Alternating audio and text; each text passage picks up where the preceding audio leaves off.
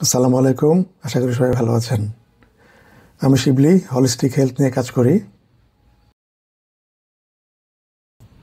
Bipolar disorder মানে হলো আসলে মুডের চরম ওঠানামা।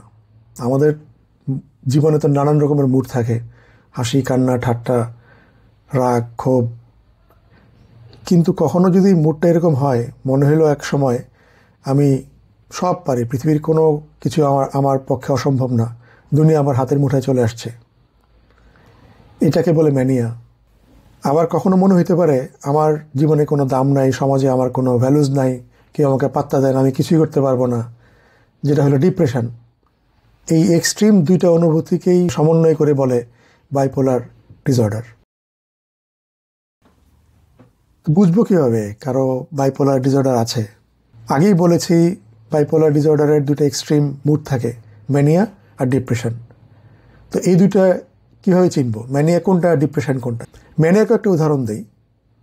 যেমন আমার মধ্যে 24 ঘন্টা এনার্জি, সারাক্ষণ মনে হচ্ছে আমার অনেক শক্তি, আমি সব কিছু করতে পারি, আমার ঘুমের দরকার নেই।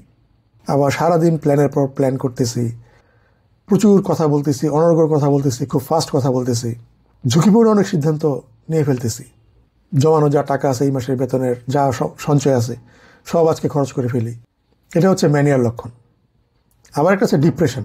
সব কিছু শূন্য মনে হয় যে দুনিয়াতে আনন্দের কিছুই নাই, সারাক্ষণ ক্লান্তি লাগে, ঘুম ঘুম পায়, কিন্তু আবার ঘুমাইতে গেলে ঘুম আসে না। নিজেকে নিয়ে সারাক্ষণ নেগেটিভ ভাবি, মনে হয় যে ধুর, আমি একটা ফালতু, আমারই সব দোষ। সমাজে যাই হচ্ছে, ঘরে, স্কুলে, কলেজে, চাকরিতে, ব্যবসায় যাই খারাপ হইতেছে, আমি দায়ী। এটাকে হলো ডিপ্রেশন। আপনার কি মনে হয় না যে আমাদের আশেপাশে এরকম কাউকে আপনি দেখছেন? কিন্তু তাকে জাজ না করে আমার মনে হয় তাদের পাশে থাকা উচিত। সামারিতে বললে 3টা কারণ আছে। 1 নম্বর হচ্ছে জিনগত, হয়তো আমার বংশে কারো ছিল, আমি জানি না। মস্তিষ্কের কিছু রাসায়নিক বা কেমিক্যাল রিয়াকশনের কারণে এটা আসতে পারে। 2টা স্পেসিফিক হরমোন আছে মস্তিষ্কে, ডোপামিন আর সেরোটোনিন। এই 2টা হরমোনের ব্যালেন্সের ওঠানামা হলেও কিন্তু এটা হইতে পারে। আবার আমরা যদি কঠিন কোনো বড় স্ট্রেস বা ট্রমার ভিতর দিয়ে যাই, ওই স্ট্রেস বা ট্রমার কারণে কিন্তু এই ডিসঅর্ডারটা ট্রিগার করে ফেলছে। চিন্তার কোনো কারণ নাই, একটু সচেতন হলে এটাকে সামলানো সম্ভব, ভয়ের কোনো কারণ নাই।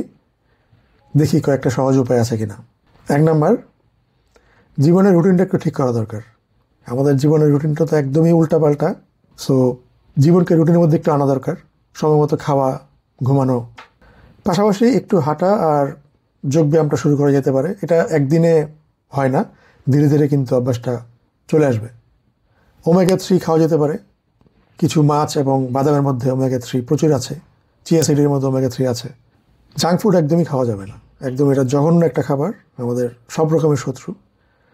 আর সেটার পরিবর্তে আপনাকে শাকসবজি প্রচুর বাড়াই দিতে হবে খাবারের মধ্যে। আরেকটা সলিউশন হচ্ছে হোমিওপ্যাথি। চমৎকার কিছু হোমিওপ্যাথিক সলিউশন আছে যেটা মুড ব্যালেন্সে দারুণ কাজ করে।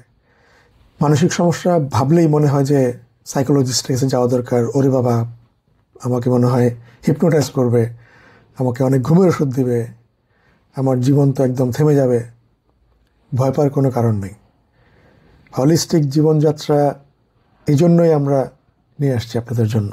এই ডিসঅর্ডারটাও সমাধান করা সম্ভব। আজকের ভিডিওটা যদি আপনার ভালো লেগে থাকে, জীবনে কারো যদি একটু মাত্র পরিবর্তন আসে এই ভিডিও থেকে, তাতেই আমি সার্থক। আমাকে সাপোর্ট করার জন্য কাইন্ডলি আমার চ্যানেলটাকে সাবস্ক্রাইব করবেন, শেয়ার করবেন, মতামত জানাতে ভুলবেন না। সামনের ভিডিওতে ইনশাল্লাহ আবার দেখা হবে। ভালো থাকবেন। খোদা হাফেজ।